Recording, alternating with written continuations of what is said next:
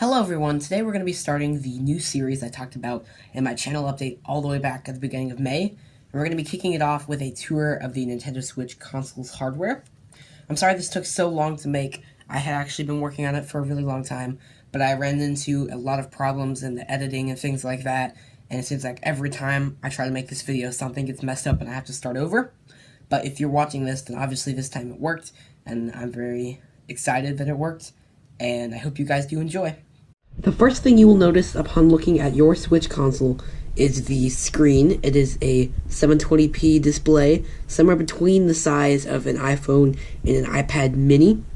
Smaller than an iPad mini, but still a little bit bigger than a phone. And the fact that it is not a full HD at 1080p doesn't really take away from the experience at all, because the screen is so small it doesn't need to be 1080p. It is fine at 720p. And graduating up from a handheld like the 3DS, you're definitely going to be impressed at how much more vibrant the colors are and how much bigger the display is and everything else than what you're used to on a typical Nintendo handheld. And as you can see, the screen is also a highly reflective fingerprint magnet. The glass extends past the screen, but still not to the very edge of the console. There is a small piece of plastic before you get to the very edge of the console. On both corners, there's this really weird, clip thing, like they cut the corners off or something, and for some reason that really bugs me, so I might as well proclaim that it exists. There are two small notches on either side of the bottom of the glass on the system. Those are the dual stereo speakers that come embedded into the console, and they are much louder than the speakers on the Wii U gamepad and 3DS, so you're actually going to be able to hear this thing, hopefully, when you're in loud areas and things like that. And finally, you can barely see on the camera, but it's much more noticeable in real life, that little notch right there, not notch, but that little bit that's a bit discolored from the rest of the screen. That is the ambient light sensor, because this console does have auto brightness. Taking it up to the top of the system, on the left side, you will see the three main control buttons on the top: power, volume down, and volume up. Volume controls are inverted to where they would be on an iPad, which confused me a little bit at first, but it doesn't take that terribly long to get used to. Now, I don't really like these buttons that much because they are very shallow and sometimes unresponsive, but they work just fine most of the time. Moving it over to the right-ish side of the top of the console, you can see a little grate in there. That is the exhaust port for the system. So as it's cooling itself, it'll blow hot air out to the top here, and you can see in there the heat sink and the copper wire that brings the heat up to the heat sink. And right here on the right to the left, there is a tiny screw that is one of the mini screws that holds the case in place. Because as you can see with this little groove here, the case is actually made of separate pieces, which we'll talk about a little bit more at the end. To the left of the exhaust port, you do have a headphone jack, so you can listen to your game in loud spaces where you couldn't hear the speaker, or if you don't want to bug anybody else around you. And unfortunately, that headphone jack does not work while the system is docked, so you will have to have the volume on while it's docked. But as long as it's in handheld or tabletop, you'll be able to use headphones. And finally, on the very far right, there's a little slot marked game card, and that is where you will insert your game cards. The games click into place just like they would on a 3DS or DS system, but this time you actually have a cover similar to the SD card cover on the DS and 3DS systems, and that just clicks right into place there, and that'll prevent the game from accidentally being knocked out while you're playing it, which is really good because that's one of my biggest pet peeves for Nintendo's other systems. Both sides of the system are nearly identical. As you can see, it's just the Joy-Con rail where you attach the Joy-Con to the system. It is metal reinforced to prevent possible damage to the Joy-Con, and it is held in by many screws. And somewhere in there are the contacts for charging and playing the system, relaying the controls, because you can play it non-wirelessly while the Joy-Cons are connected. And these Joy-Cons do click into place very easily. Just slide them in from the top, and boom, they're in. Press the release button on the back. You can take them right back out.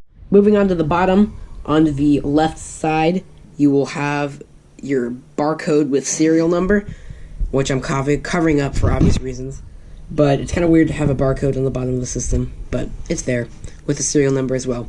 In the middle, USB-C for charging. That's really awesome because, as you know, Nintendo charging has been completely proprietary up to this point, but it's nice that you are able to use a third-party charger with this system. And just to prove my point here, I am plugging in a GoPro charger into the system, and if it were connected to a power source, it would be able to charge the system just like that. Now, unfortunately, video and audio is still encoded in a way that you can only play on your TV via the Switch dock, which is a little disappointing, but understandable at the same time. 2 more mini screws that hold the case in place, and to the sides of those are little holes, as well as this little groove near the back, and those have corresponding segments that slide into them on the dock, so it'll help your Switch slide into place in the dock and stay into place in the dock. On the back, you have this nice, huge Nintendo Switch logo that is painted onto the case. The case is kind of a plastic, almost a little bit rubbery matte finish, but still pretty plastic. Nintendo, regulatory, and a bunch of other stuff that we don't care about. And these 2 little grates on the bottom are the intake ports for the cooling system, so it will suck in cool air through these grates to cool off the system and then blow it back out through the top, as we showed you earlier. So it is pretty important that you don't lay your Switch down like this while you play it, because that prevents cool air from getting into the system. Now, the case of the system is made of 3 different sections. You have the section on the back. There's a little groove right here that switches over to the top section, and a little groove right here that transitions into the bottom segment. It's all the exact same material, just molded a little bit differently. And here you can see how the design kind of works. The whole thing, although it is separate pieces of plastic, the edges are curved, so it kind of just moves in a oval shape around the entire system. Now, finally, over here is the kickstand, which is a different finish and different color from the system for some reason. And basically that just pushes up and then clicks into place. And it will be able to hold your system up if it's on a flat surface like a table. Now, it is a pretty flimsy and overall not that great kickstand, especially if I were to put it down on an uneven surface, it would just fall right over. And the way it clicks in and out of place just feels really cheap, and if you look at the springs inside, it just looks really cheap. But at least you have a kickstand at all. And there's also a micro SD card port under the kickstand. It's a little bit odd to me that they would put that under the kickstand, but it's under the kickstand. And basically that will accept up to 2 terabyte micro SD cards, even though those don't exist yet. So that's nice. You will be able to expand your storage quite dramatically if you need to later. Well, that's going to go ahead and wrap it up for today. Thank you guys for watching. If you could leave a like on this video if you want to see more of these videos, that'd be great. The more likes I get, the more likely I am to make a new video faster. Wink, wink. This is an ongoing series, so if you haven't subscribed already, I highly recommend you subscribe so you won't miss my next videos. And also turn on notifications if you want to be the first ones to know when a new video from the series arrives. Also, this is pretty much the first time I've done a video like this, so if you want to leave a comment down below with some feedback or constructive criticism or something like that, I'd be very appreciative of that. I do read all of my comments and respond to them all personally. Well, I'm pretty much done with my spiel, so we'll see you all in my next video. Peace out.